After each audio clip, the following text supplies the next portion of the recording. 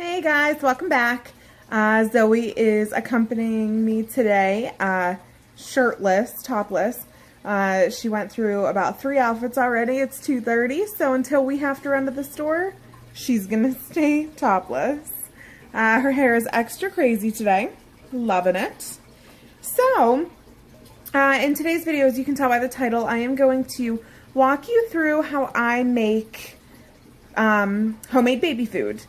So today's is butternut squash, right? Yeah. So please like this video if you like it, and share it and subscribe to my channel. And let me know if you like videos like this, because I will continue to make them. All right, see you guys in a little bit. Okay guys, so what I'm gonna do first is I'm gonna peel the butternut squash. We got this at the Home and Garden show that we went to a couple weekends ago in Pittsburgh, and it's super, super sharp. And actually, one of like the selling points that the gentleman had mentioned was how easily it peels these things, and there was a demonstration. So this is the first time I'm gonna use it for this. I've used it other times. I can't think off the top of my head what I used it for. And Jackson just picked something up off the floor right there, and he's eating it. So that's always gross.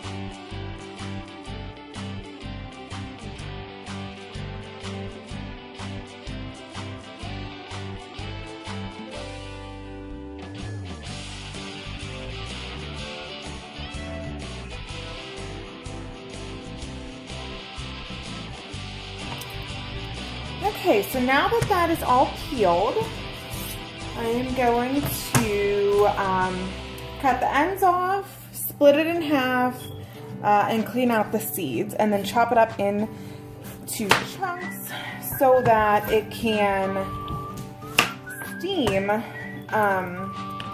kind of evenly. I'm gonna throw, I have on, it's out of frame, but I have some water in a pot so I can get that boiling. So I just turned that on, so let's chop this up.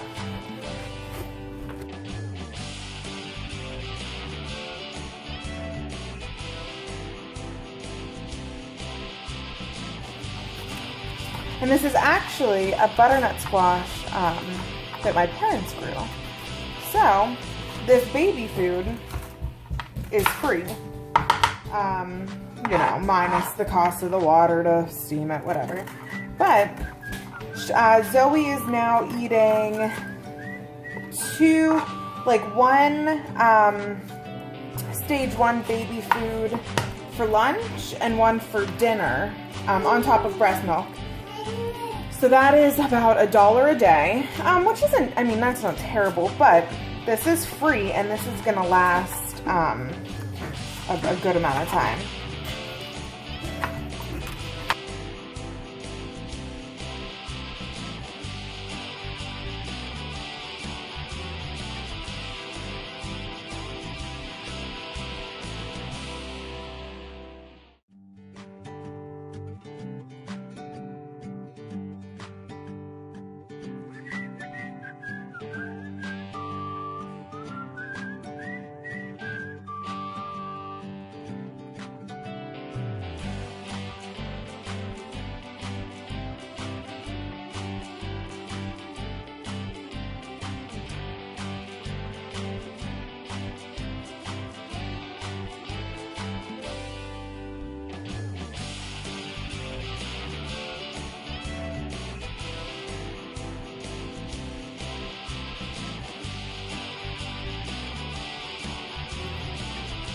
So far we've given Zoe sweet potato and squash. I wanted to give her some of the squash before I made it, just to make sure she didn't have any kind of reaction. So far so good. She's not had any reactions to any of those two yet. And I did buy some carrots, some carrot baby food to try with her before I make that myself too.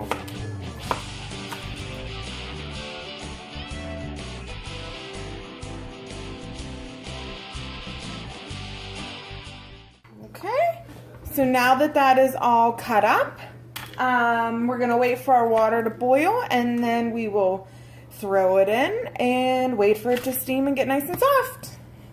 Okay, so the water has just started to boil, so I am going to throw the squash in and let it steam up. Okay, so there it is. I have no idea how long it's gonna take. I haven't done this in about a year, so I'm just gonna periodically check it with a fork or a knife, and then we will go from there. Okay, so we're just gonna take a knife, and if you can see, I don't know if you can tell like how easily it's going through everything, but it is ready to go. So I'm gonna throw it in.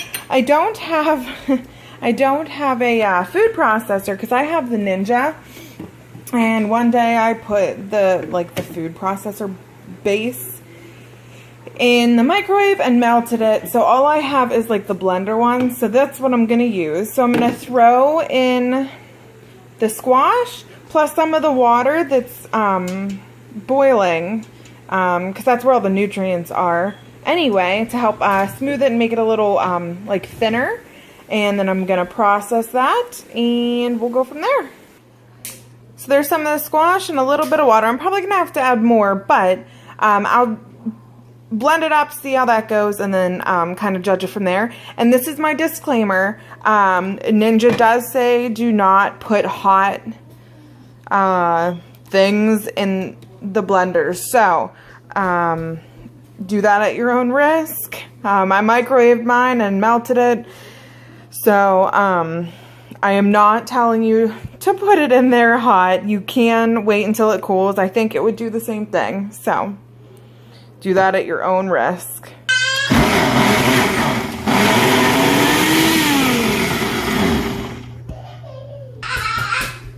Don't mind Jackson screaming in the background.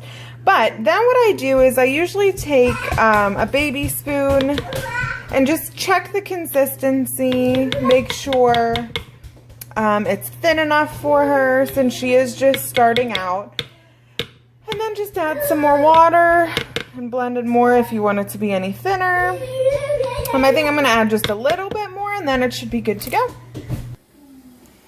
Okay, so I think I got the consistency that I want. I don't know if you can see in there. And I just have this little spatula, and what I do is I put them in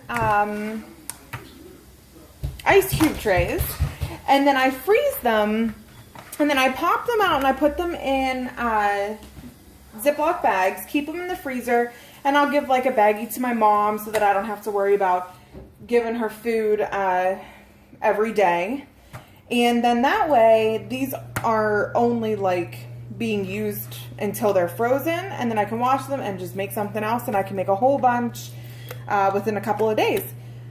This part gets a little messy, so I'm going to try to do it as neatly as possible.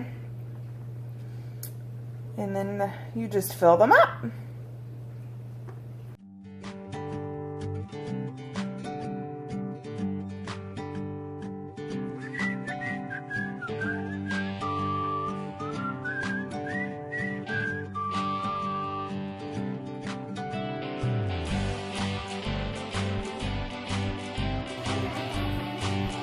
Freezing them in ice cube trays is actually really convenient for when they're first starting, because then you can just thaw out one cube, and then when they get a little bit bigger and they're starting to eat more, oh my goodness, I have no idea what he's saying. When they get a little bit bigger, you can just, you know, thaw out an extra cube, and that way you're not, if you freeze them in bigger, like, increments, then if they don't want that much or they're not eating that much, then you're not wasting anything.